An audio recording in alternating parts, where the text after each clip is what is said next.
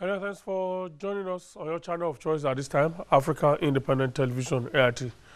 Welcome to Focus Nigeria, your program that puts the searchlight on topical issues in the polity. My name is Benga. I'm really glad to be here this morning.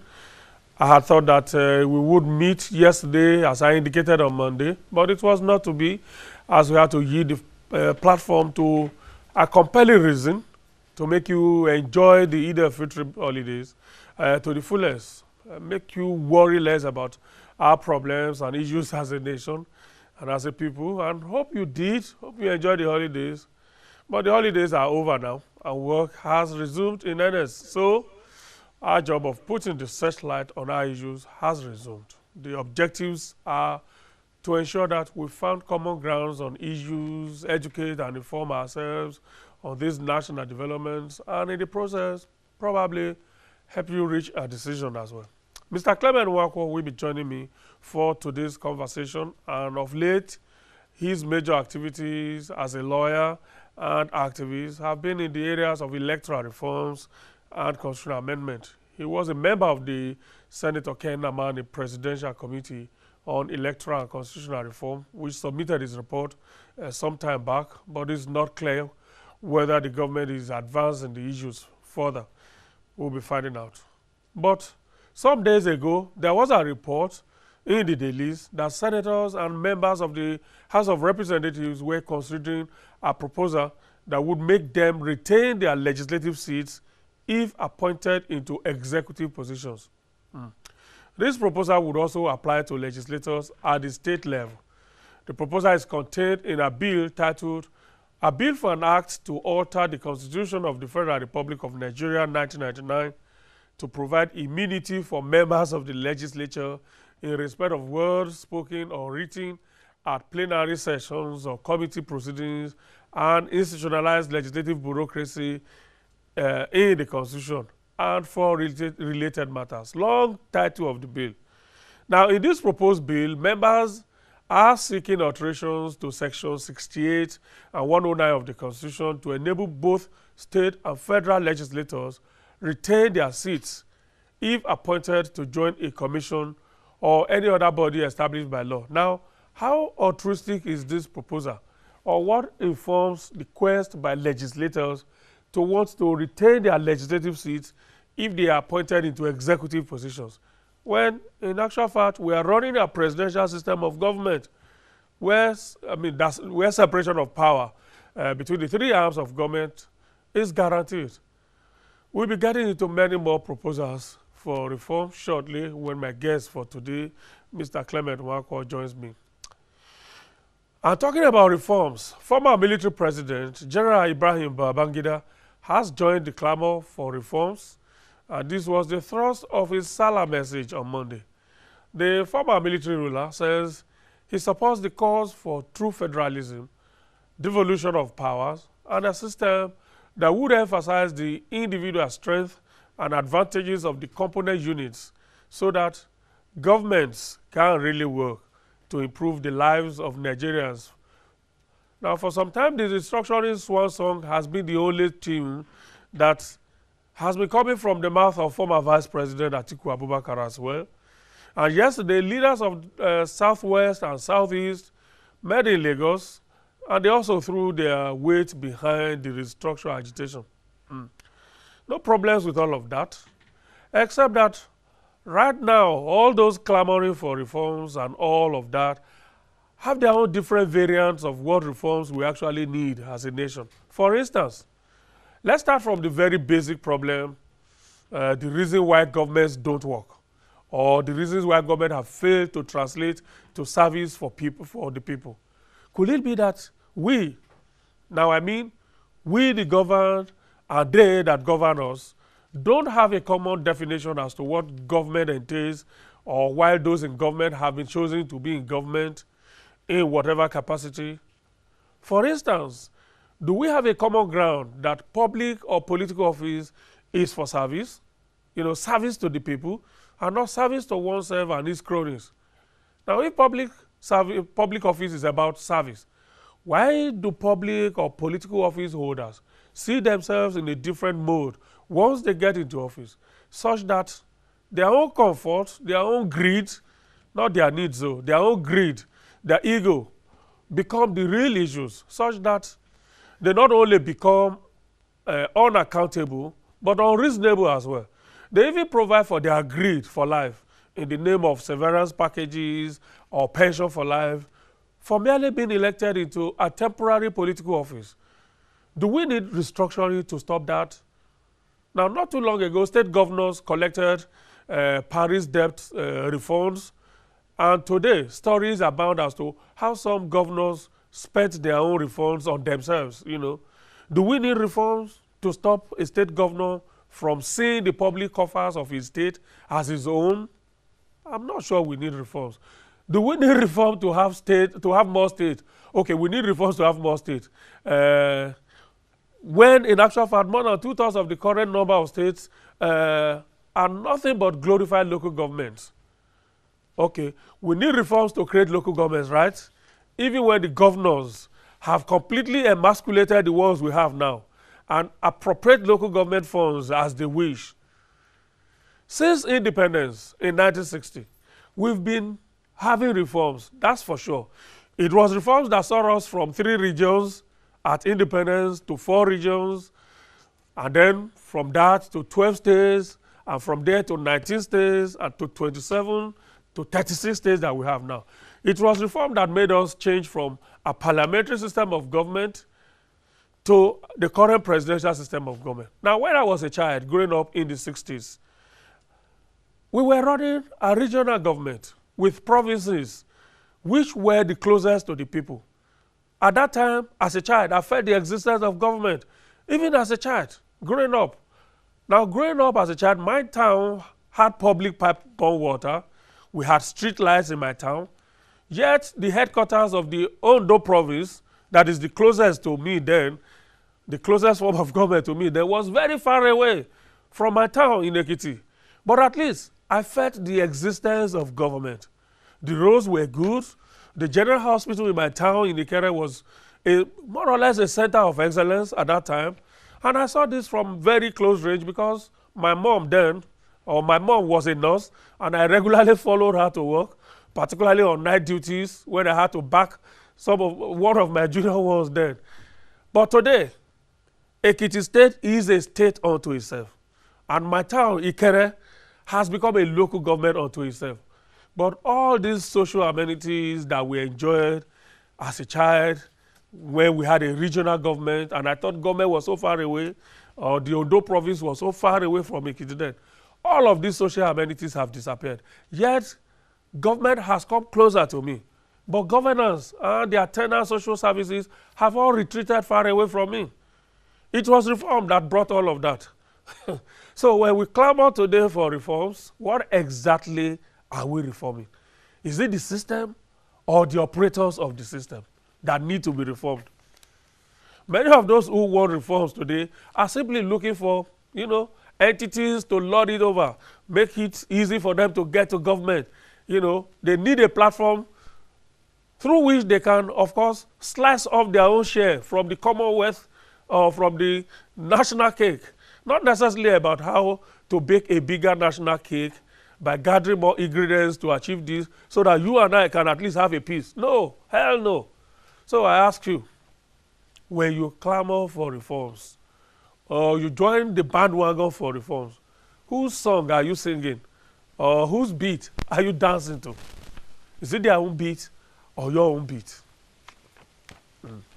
If only the present leaders can have a little change of heart, become more public service oriented, think more of us and the people, lay emphasis on public service and not enthrone this culture of greed. Place emphasis on work and less on their benefits and the amount of largesse they can dispense. And of course, things will probably change, and that will be a desired reform that we need. I don't know whether I've made some sense this morning. I'm just talking to myself. Anyway, let's take a break to prepare for discussions this morning. We'll be talking more about reforms when Barrister Clement Nwakwo joins me. They see chaos and conflicts. We see community action for good governance. They see poverty and want. We see perseverance and the will to go on. They see economic law. We see the ingenuity and creative spirit of our people. We are AIT News, fresh, authentic views of Africa. How would you rather see the world? AIT News, all sides, all the time. They see chaos and conflicts. We see community action for good governance. They see poverty and want. We see perseverance and the will to go on. They see economic law. We see the ingenuity and creative spirit of our people. We are AIT News, fresh, authentic views of Africa. How would you rather see the world? AIT News, all sides, all the time.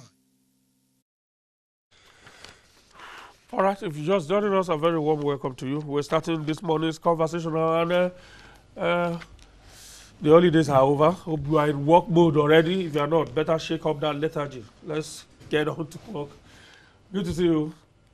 Mr. Clement Nwakwo is Executive Director, Policy and Legal Advocacy Center, PLAC. Very powerful voice in the civil society situation room on elections. Also served as a member of the Kenamani Presidential Committee on Electoral and Constitutional Reform. That committee just submitted its report up to more than a month now that you submitted that report. Anyway, good to see you. Thank you so much, Benga. All right, let me start on the note. I'm not so sure you are aware of this, or you should be aware actually, because you also work with them in the National Assembly, or you assist them.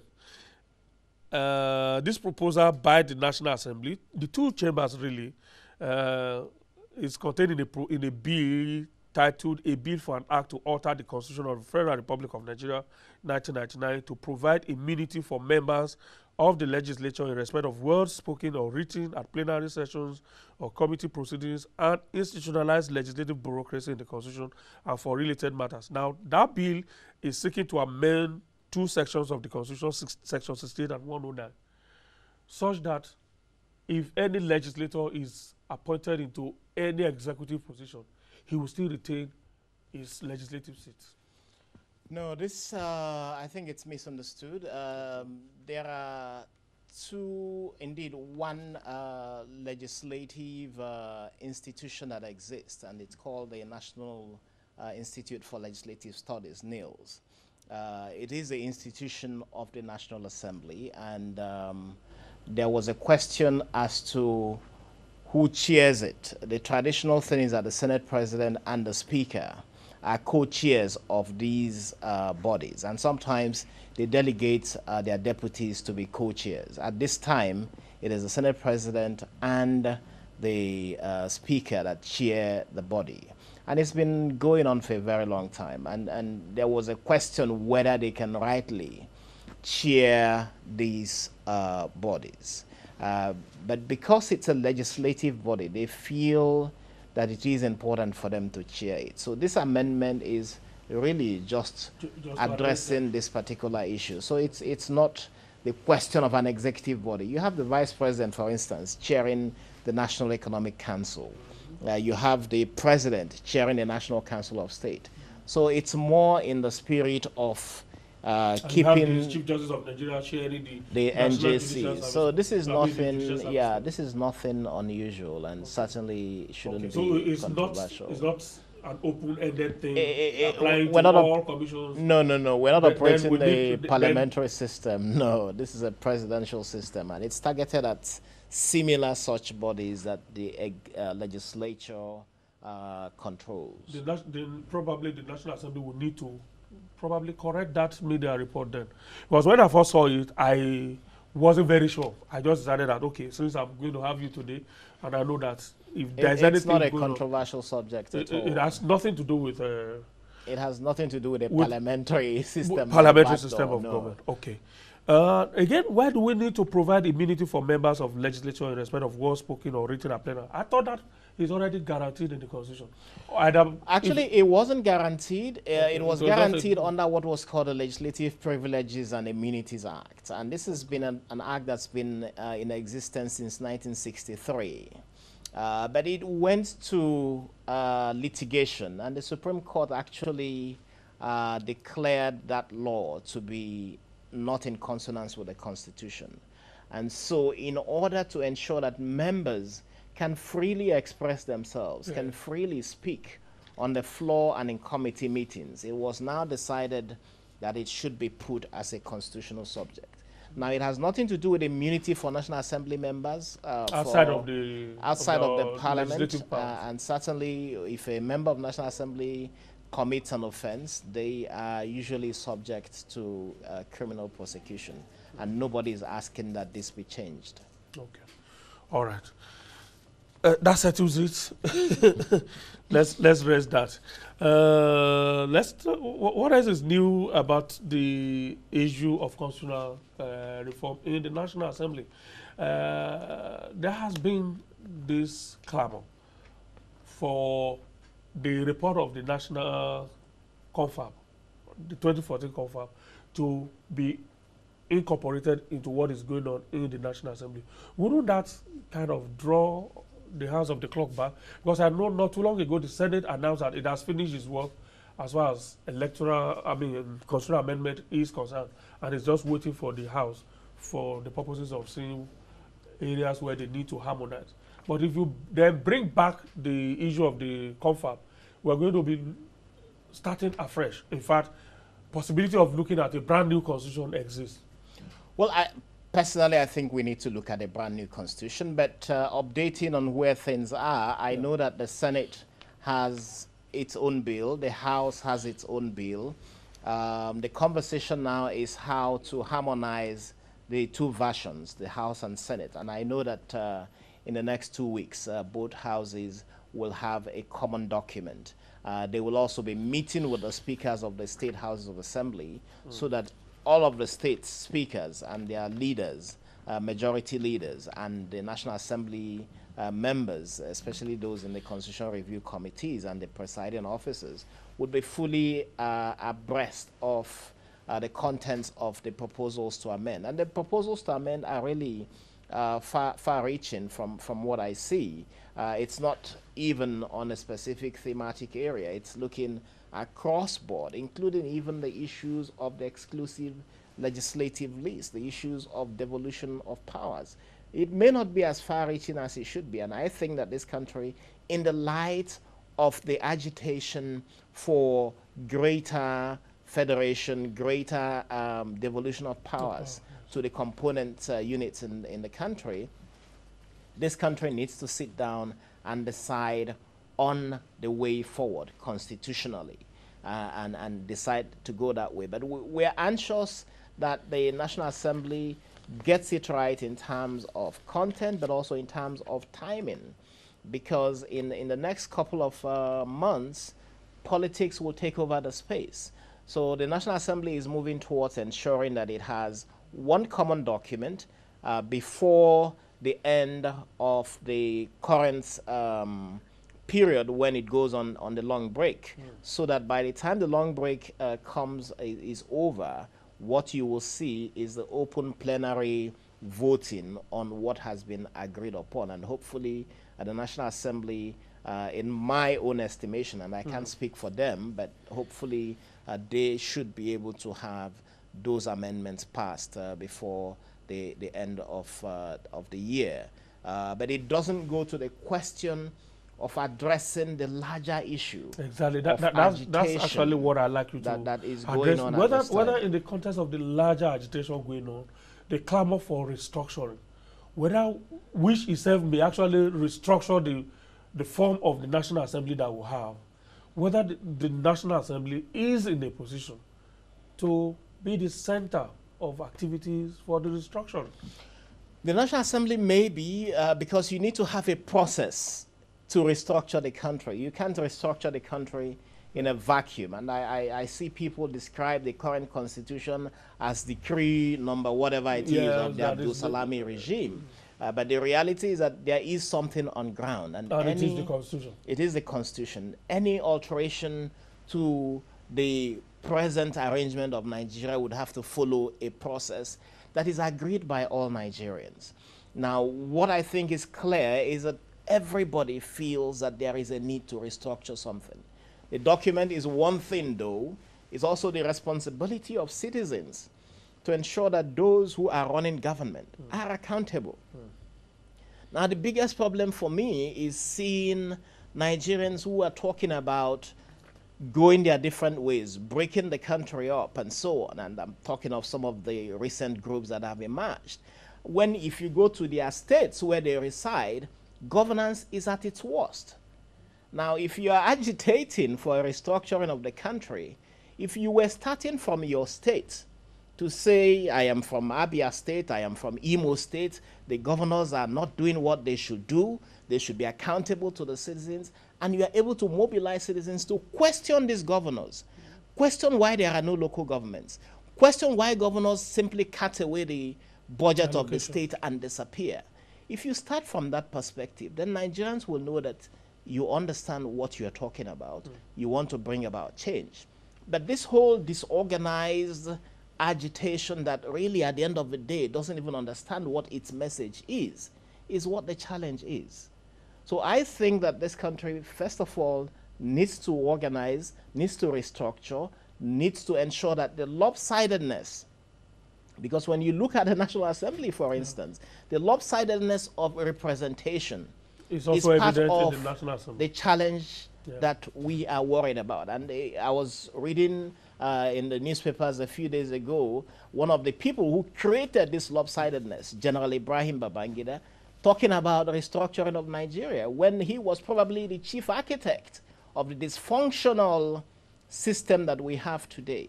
It is good that he is coming to the realization that some of the dysfunctionality that he created is coming home to roost.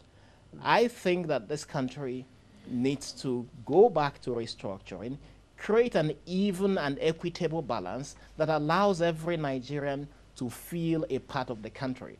But I worry about young people who have not seen war, who have not seen the consequences of war, and who have not even thought about what they are saying, agitating for a breakup of this country. I think it is totally wrong. I think that people need to call them to caution, need to bring them to order, and they need to be part of the agitation for a restructuring of this country in a way that is equitable and balanced for all of us to benefit from it.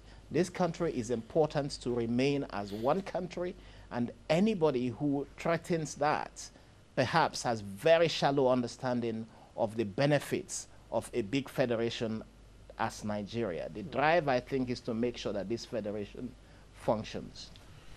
If you are in government, for instance, or if the government hires you as a consultant, and you need to draw up a roadmap to achieve a restructuring of this country, where will you start? Bearing in mind that the restructure actually could also affect the form of government, and you may actually, if you are in government, you may actually be reforming yourself, or you may actually be restructuring yourself out of government. Well, I think most times... Isn't that the greatest challenge that has always made it impossible for people who are in government to embrace restructuring the way those who are outside of government would like to see it? I think that most times when people get into government, they don't understand that they are there only very temporarily. And I'll give you a very stark example. In 1984, December 83-84, when the Tunde Diagbo and General Babangida had their coup, General Buhari planned their coup and executed it. They took over power. And when they took over power, they promulgated what was a rash of decrees. Decree number 1, recovery of public property. Decree number 2, detention of persons decree, and so on. And under decree number 1, people were jailed 300 years. I think there was a particular governor who was jailed 600 years. Was that Adam Brosali, and he died as a consequence of that. Or no, Bisi Onabanjo, even the governor from Kano, Barakin Zuo. Now, you would think that with that harshness, 600 years, 1,000 years, people were jailed, that you would never hear of corruption in this country again. Today, corruption levels are higher than what it was in 1984. Now, the example I'm trying to make also is that that same regime, that dictatorial regime, created Decree Number 2, State Security Detention of Persons Decree. Yeah. And they reigned for 20 months. When Buhari and Tunde Diagon were overthrown by General Babangida, they were detained by that same decree that they created. They fell into the pit that they dug. And both of them were held in prison for up to 18 months as well. Close to 2 years? Close to 2 years. Now, you would think that when you are in government and you get in, you are looking beyond yourself. You are looking at leaving a legacy. But the problem is that those in government don't look beyond themselves, don't look beyond the moment. And they think that they will be in power forever. So they don't seek to work for the people, they don't seek to work for the country, they seem to reign as emperors. And when they are out, the wrath that their misrule and misgovernance created consumes them. So the first thing in terms of restructuring the country is also to restructure the human mind such that people know that government, power, and position is extremely ephemeral and temporary, and that they need to work for the common good. Secondly, you need to look at the way the country is structured. Representation is a key issue here. And I'm going to give an example, not because I support what happened with what was called the Southeast Development Commission Bill in the House of Representatives. But you could see that the numbers of representatives from the Southeast was so small that they couldn't really even placed against two states, representatives from Kano and Jigawa, they couldn't have gone far. So these are some of the issues that people are agitating about. How do we restructure to make representation much more balanced? I know, of course, that issue of population is important. The issue of coverage is important. But in reality, this country is built on some level of interests. And we need to ensure that all of these interests are brought into the room, that everybody agrees the need for give and take. Everybody agrees that this is a very, very rich, potentially rich country, and that we can all work to build it. All over the world, people are expanding geography because you know that the development of your economy depends on your reach, the population, the geography. The more the geography is, the more prosperous you are.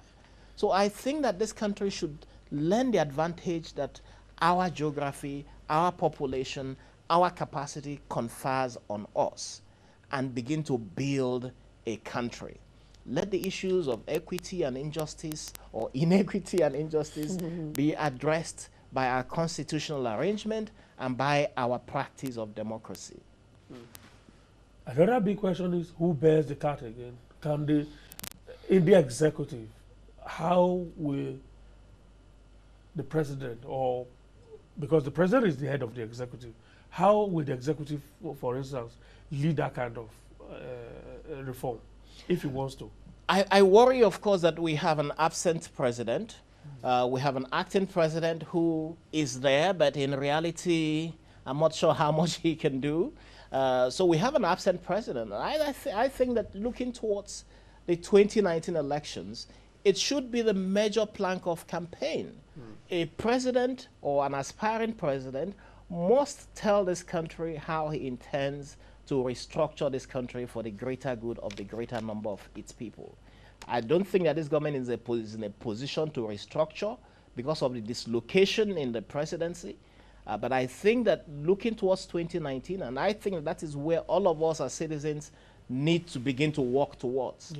Who are running for elections. Let all of those who are so very angry about what the present state of affairs is prepare that whoever they would vote in as president is someone who comes in with a genuine promise to reform the economy, reform the politics, and help restructure this country to greater good. So, as things stand, reforming and restructuring the country before the 2019 election are clearly out of the way? The present they are political unattainable? system, an absent president, an unempowered acting president, we're not in a position to do that. What about the National Assembly? Can the National Assembly The come National into Assembly the- is just as dysfunctional, I'm sorry, because everybody is calculating towards the next elections. If we didn't do this in the first year, and that was the failing of this government, and I think that if you have a government that has 4 years to rule, that government took 6 months to even constitute itself as a government, then that government has already failed. And looking at this government, quite frankly, I don't see a promise with this government. I think that what we now need to begin to look towards is 2019. And it's unfortunate, maybe too harsh, but it's been 2 wasted years. I'm afraid another 2 years may really yield nothing, but we need to begin to look towards 2019 and let Nigerians decide that whoever is going to emerge, whoever wants to run for election, has to prepare an agenda that indicates how to restructure the country, how to give us a new direction, restructure the economy, and make public and civil servants work for the good of the citizen. Is the success of 2019 guaranteed if we have the state of the nation as we have it right now? The agitations here and there, more and more voices are joining the clamor for restructuring before 2019. The voices are becoming more, the calls are becoming more strident. And insecurity is still an issue as well. Are those not a threat to 2019 itself?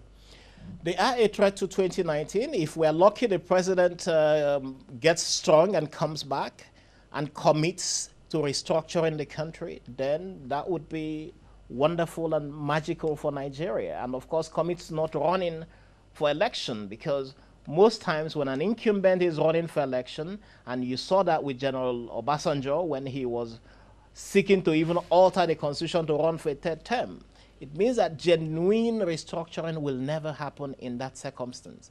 If we are lucky, the president gets well and comes back with a lot of energy, ready to work for the common good, and commits to not running for re-election, then he alone, and working with everybody else, but he committing to that would mean that this country will perhaps succeed in restructuring. He can at least lay the foundation. Exactly. But from what I see with whether it is the acting president or all of the other politicians, the Senate president and the presiding officers, everybody calculating advantage for themselves to run for elections in 2019, you would never have an honest, unbiased pursuit of restructuring of the country.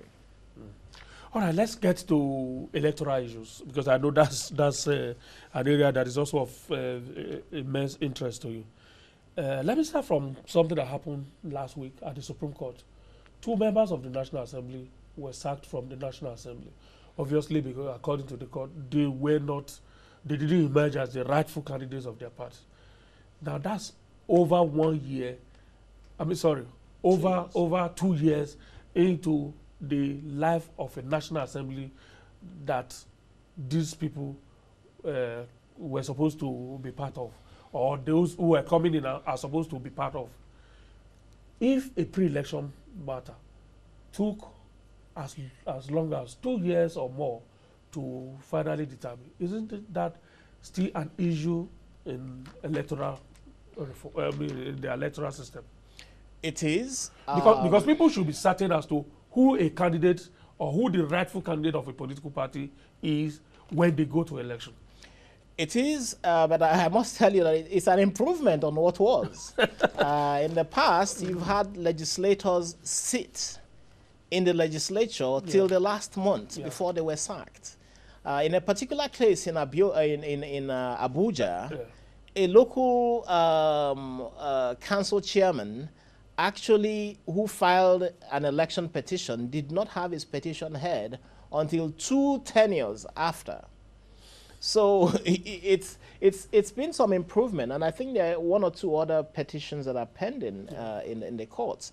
But my sense of it is that the most important thing to tackle is the judicial reforms. And the judicial reforms are tackled by improving the way judges work, improving the way they are able to record proceedings, improving the way they are staffed such that you have good and capable staff who are there to help them, ensuring greater discipline for lawyers who protract election petitions simply because someone is in the seat, he doesn't want to expedite. The National Assembly has done very well with dealing with post-election petitions. And so you would see that there is no post-election petition that is pending as we speak today. The reason why except the one that took place not too long ago, that's the rerun in Rivers. Yes. Where the tribunal, the first layer of tribunal just gave its judgment last Friday as well. Yes. So but they're all within timelines. Yeah, that's what I'm saying. That is within timeline, yes, because the election they're all within timelines. Yeah, exactly. And the reason you have elections holding off cycle, as perhaps in Kogi or Edo or some of these other states, was because the election petitions that were filed after the elections were held took so many years, and people who were not elected as governor, as happened in Edo and others, remained in office, ran the state for close to 2 years before they were sacked. So now the courts or the election, the constitutional amendment processes that have happened have stated timelines. And that means that you must conclude cases within 180 days after the elections are held. And with elections happening much earlier, it means that you are not going to see people actually even stepping into office. These petitions will be determined before anybody is sworn in. With pre-election matters, it goes through the regular court process, and so it protracts. And it means that the only way you can address this is not by giving timelines for pre-election matters, because there are several other issues you should also give timelines for. So to give the general timeline might be to improve the way the courts work so that the judges can administer justice better. Unfortunately, this government has not tried to deal with the issue of judicial reforms in the way that it should. And one of its actions, which we all saw how very damaging it was for Nigeria, was to see security services go into justices' houses and break their doors in some guise or whatever it is. That was a huge, huge credibility damage for Nigeria internationally, because you questioned locally and internationally your justice system. And if you are asking countries where you claim or where you say that corrupt people have kept money in, and they are telling you to go and do due process and bring judicial decisions that enable you to come and proceed against those monies in their countries, and you are actively discrediting your judiciary the way that the security services did by humiliating and discrediting our justice system, then you can't go far. What we have to do is ensure that we look at the judicial process and see how we can make sure that justice is delivered expeditiously to all manners of persons. Okay, let's take that to the work of your committee. What exactly were the critical areas that your committee focused on, in which we also expect the National Assembly to have one or two things to take on board in their own efforts to either amend the Electoral Act or amend the Constitution? I think there are proposals from the Constitutional Electoral Reform Committee, chaired by former Senate President Ken Namani, looking at the Electoral Act itself. One of the key things is, how do you ensure that political parties are accountable? And the committee proposed the creation of what is called a Political Parties and Electoral Offenses, Political Parties Regulation and Electoral Offenses Committee. And this body is to ensure that political parties are able to operate within the due process and internal democracy that they have outlined in their constitution. In addition, the whole argument about creating an Electoral Offenses Commission was given life by this committee also creating a commission, not a tribunal, a commission. The whole idea is to ensure that when people commit electoral offenses, you do have a body that will apprehend them, that will investigate, and will arraign them before the courts and prosecute the matter. The challenge of the electoral system, the most important challenge, is of impunity. Impunity by politicians in their parties, impunity with respect to adhering to the Electoral Act and electoral process. And so people get away with all kinds of things. Having a body that holds people to account is really important. So that amendment was proposed.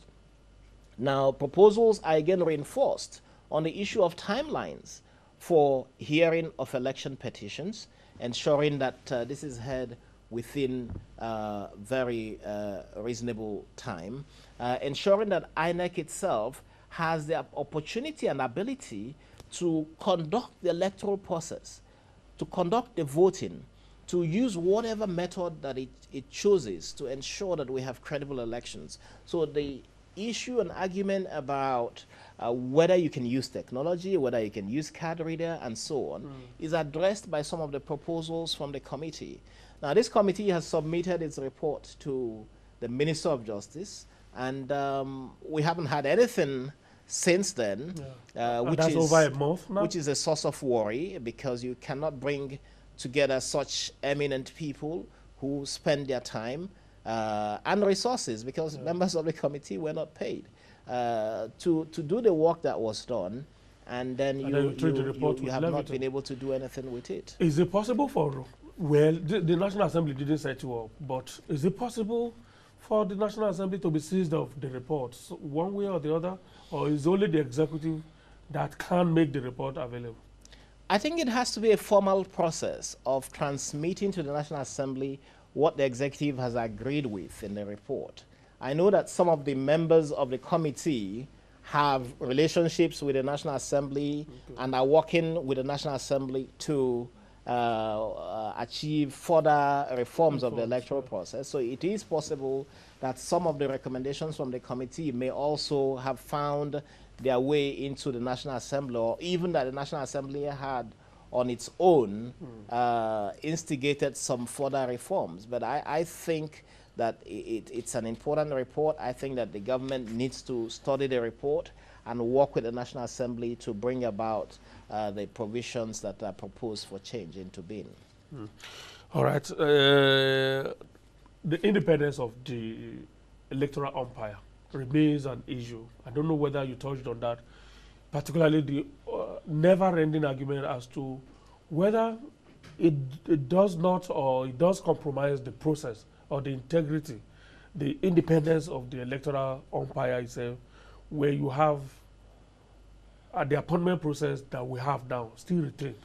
The committee suggested what was called a selection committee to be the ones responsible for identifying the members of INEC, and as well identify members of the political parties regulatory and electoral offenses commission.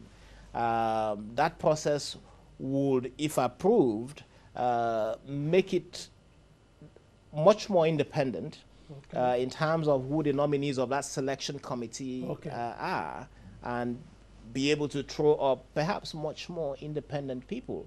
But my bigger issue is, and this is personal, when the committee headed, INEC headed by Professor Jega was created, Professor Jega and his team were appointed by a sitting president who allowed the commission to function, and that must be credits to be given to President Jonathan, that in spite of the maneuverings of some of his party members and officials who tried to impinge on independence of INEC under Jega, that they never really fulfilled those threats. And Professor Jega and his team worked to deliver on an election in 2015 that Nigerians and international observers are judged to be credible.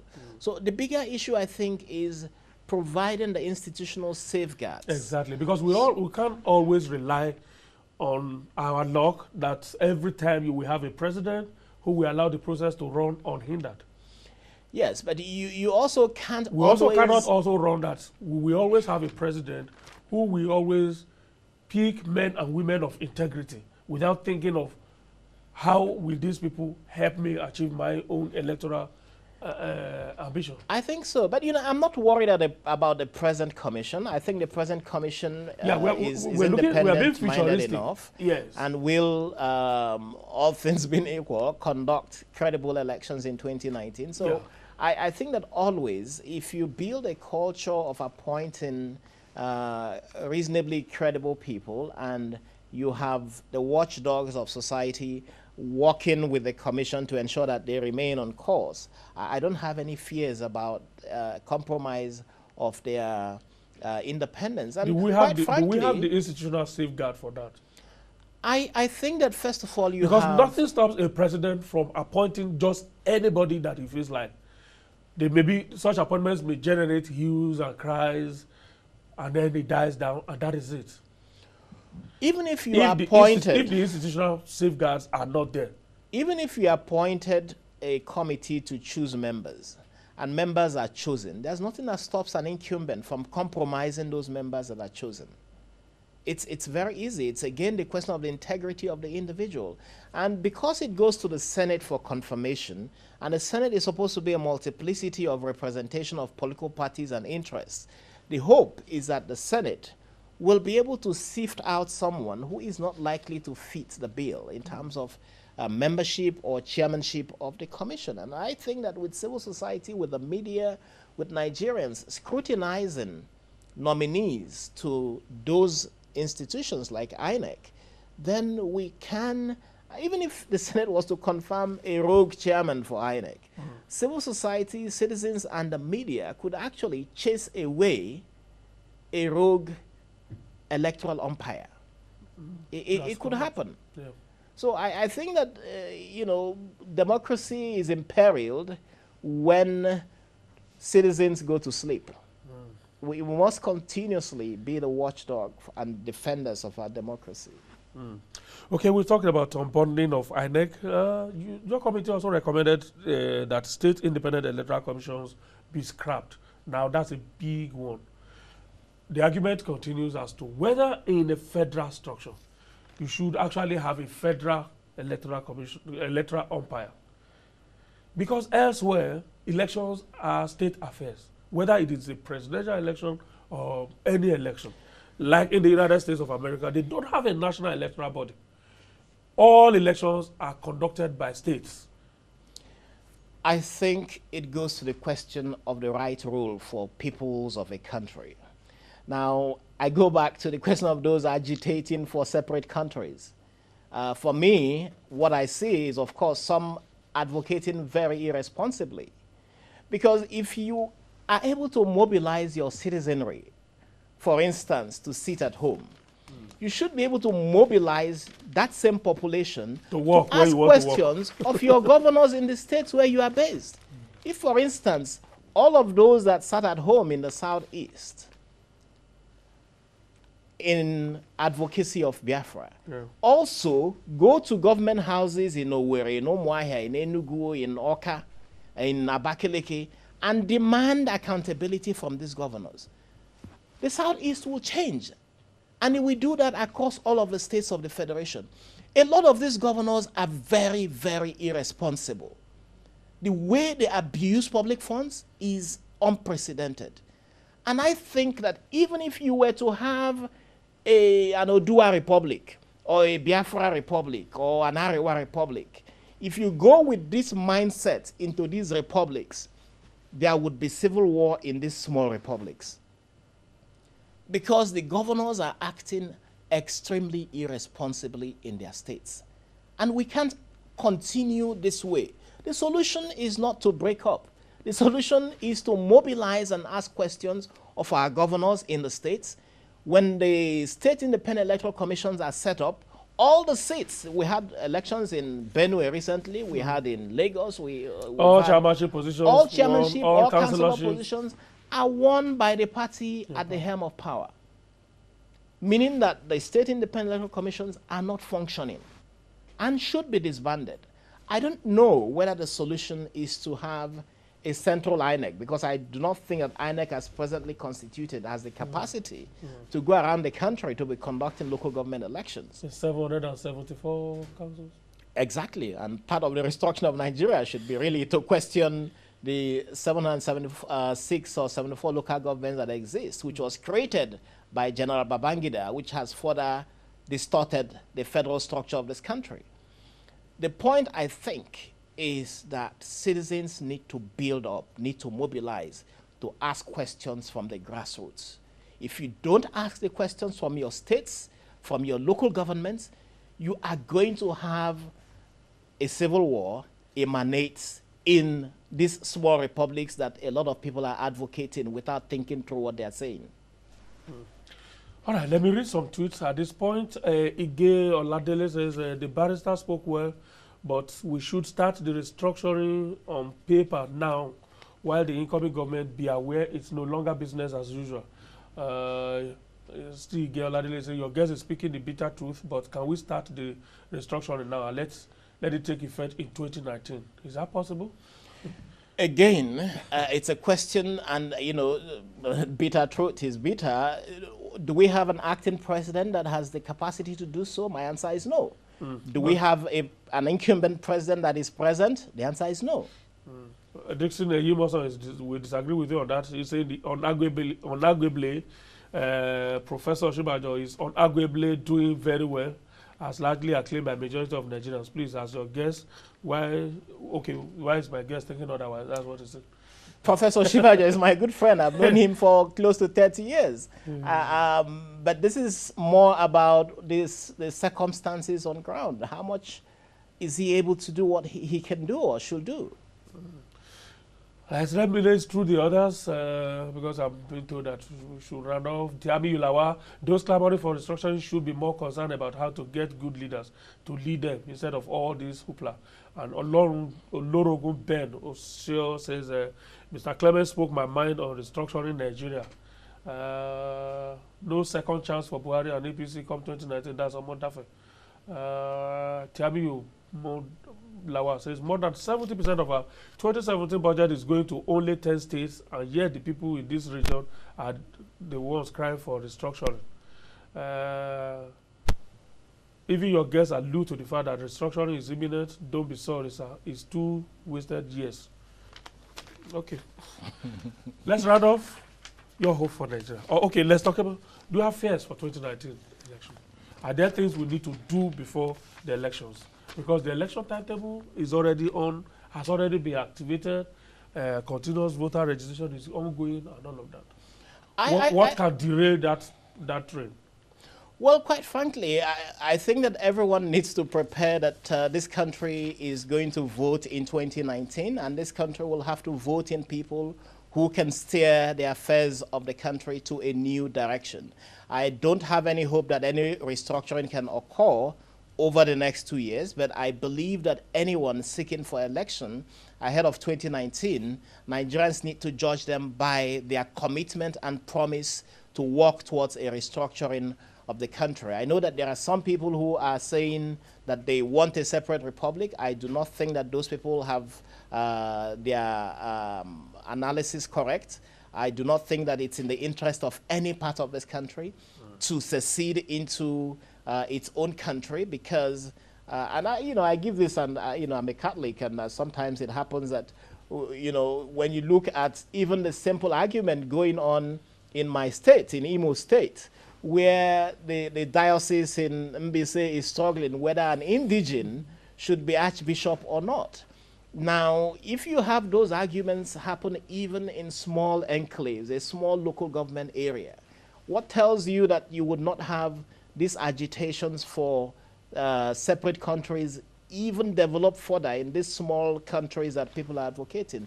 So I really think that the hope for Nigeria is for us to live as one country, for young people who are understandably frustrated by the incapacity of government, by the failure of government, and by the inequalities that exist in government.